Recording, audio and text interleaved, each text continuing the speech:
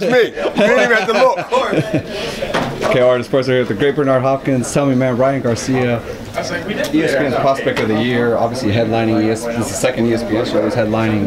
Fighting, I would say, easily the toughest test of his career. Tell me about this fight. Yeah, I mean, you have to analyze the fights he's been fighting and then taking on this fight, which is taking on a fight. I mean, he's confident, believing in himself, and want to fight the best out there. And from a legend, you know, and been around the game, you like to see that more. And I think he's not only leading the path in that, but he's repping himself in a good way. This will be really a good test, and definitely a good win. You know, if he do what he said he's going to do. Jason Velez has never been knocked out.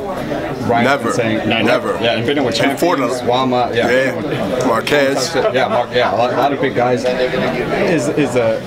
I mean, obviously a KO isn't needed. Obviously the guy's been proving he has the chin, but I mean, how much better would it be to kind of have a KO with an opponent like this at this point in his career? Well, I think that like anyone that's competitive would love to get a knockout win over anybody they fight. I think it would just be more of it won't be an overkill on what we are discussing about Garcia. A knockout will be I guess it'll shock a lot of people in a way because he's never been knocked out. But in the same token, I think that at the end, I think the skills and the knockout power is always going to be there. It's going to be something that's going to be presented every time he gets in that fight.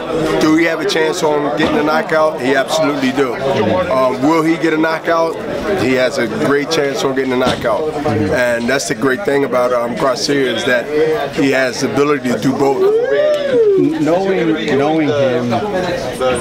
do you kind of after this? Obviously, we have a name opponent already. Are we looking at kind of top 10 guys now, kind of going forward? I think we've got championship. I think that when you're talking about top 10, I think you can start from 10, 9, 8, 7, 6, and go all the way to the low number. But with him, I think we can easily not get too cocky and overconfident. But with Garcia, you can start with 5. And you can start with maybe 6. But that's the deep as I'll go in at 10, because from 6 back to 10, I know I'm not in there anymore, but I think he wiped through those guys from 7 to 10, you know. But I do think from 6 to 1 that he has some great, good, stiff, not only competition, but some guys that can possibly veterans and some that's not veterans beat him. Good matches. It's so many good, more than a couple of fights that if you look at the top 5 in that division,